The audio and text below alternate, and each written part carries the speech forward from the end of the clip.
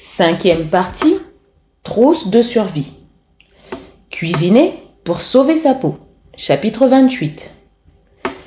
La cuisine est la culture de l'humanité, l'expression de son ingéniosité à explorer son environnement pour y découvrir de nouveaux aliments, l'illustration de sa quête constante du bien-être. Il est impossible d'accepter avec résignation qu'un siècle à peine d'industrialisation alimentaire arrive à détruire cet héritage, à nier en quelque sorte le savoir collectif de l'humanité et à en gaspiller les principaux fondements. Richard Béliveau et Denis Gingras, Les aliments contre le cancer. Le guide alimentaire canadien souligne une autre habitude importante pour notre santé, celle qui consiste à préparer nous-mêmes nos repas. Comme l'affirment les docteurs Richard Béliveau et Denis Gingras, les gens savent de moins en moins cuisiner. La tradition s'est presque perdue, ce qui devrait nous inquiéter parce que, sans un minimum de connaissances en cuisine, nous sommes à la merci de l'industrie de la nourriture ultra transformée. Dans son manifeste pour réhabiliter les vrais aliments, intitulé « Nutrition, mensonges et propagande », le journaliste américain Michael Pollan montre un lien direct entre la consommation de nourriture industrialisée et les maladies chroniques non transmissibles dont souffre une grande partie de la population de l'Occident. Des maladies comme le cancer, le diabète de type 2 et les problèmes cardiaques. Les chercheurs soupçonnent le gras, le sel et le sucre, mais aussi la quantité d'additifs ajoutés aux aliments pour assurer une meilleure conservation et une belle présentation. Au fond, si on y pense, accepter de manger de la nourriture industrialisée, c'est accepter de manger dans l'ignorance. Car à part un chimiste qui connaît la moitié des ingrédients inclus dans la fabrication d'un pain tranché, scandalisé par ce qu'il a découvert, Pollan va jusqu'à affirmer que la vocation première de la médecine occidentale contemporaine, c'est de maintenir en vie ce que l'alimentation industrielle rend malade. Et c'est exactement ce qu'a découvert l'équipe de recherche en épidémiologie nutritionnelle de l'université Sorbonne-Paris-Cité. La nourriture industrielle, c'est-à-dire ultra transformée, serait associée à un risque plus élevé de mortalité chez les adultes âgés de 45 ans et plus. En Amérique du Nord, quand on manque d'argent, le premier endroit où l'on coupe, c'est l'épicerie. On sait pourtant que la pratique est improductive, puisque mal s'alimenter rend malade. N'empêche, ça nous paraît la solution la plus facile.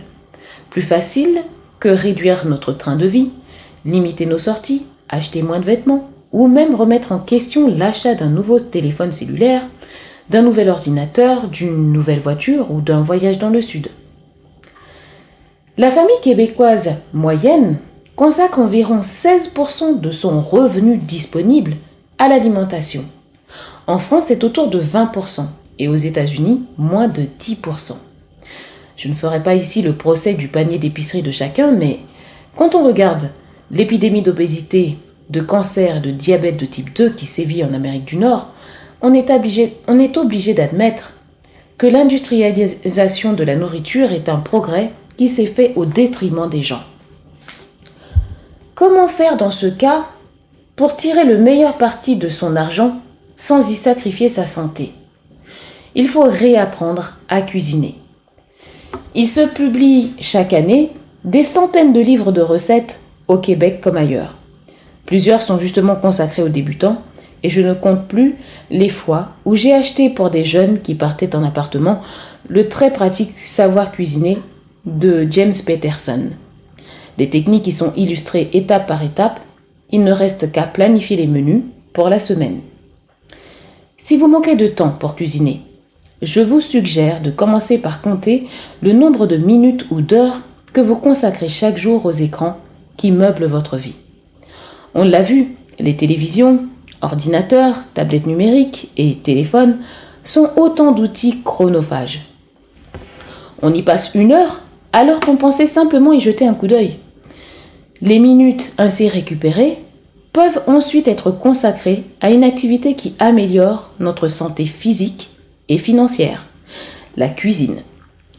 Peut-être même y retrouverez-vous certains des bienfaits propres à la méditation, car se concentrer sur une seule chose à la fois, y mettre toute son attention, peut procurer un agréable moment de détente, comme l'explique Dana Velden dans son livre « Cuisiner, c'est méditer ». Et comme le propose justement Madame Velden, si vos compétences en cuisine sont lointaines ou inexistantes, commencez par apprendre des techniques plutôt que des recettes. Quand on maîtrise une technique, celle de la quiche par exemple, on peut varier les ingrédients à l'infini. Manger local, le plus possible, est une valeur pour moi.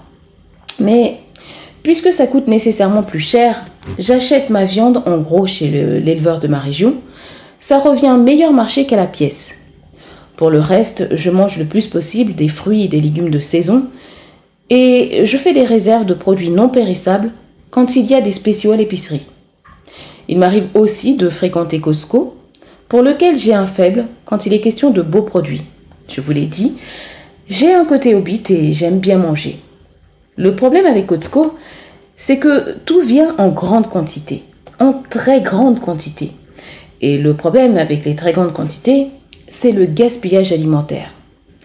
C'est une loi de la nature. Le danger qu'un aliment périssable se gâte avant qu'on vienne à bout de finir le paquet augmente en fonction de la grosseur de ce dernier. On ne fait pas d'économie si on jette la moitié de ce qu'on a acheté. Et même en achetant que des choses non périssables, une facture de Costco est toujours très élevée. Mieux vaut donc restreindre les visites à ce méga supermarché si on s'efforce de vivre avec un budget serré, à moins d'être très discipliné. Pour le reste, je privilégie les légumes surgelés l'hiver parce que ça limite les pertes.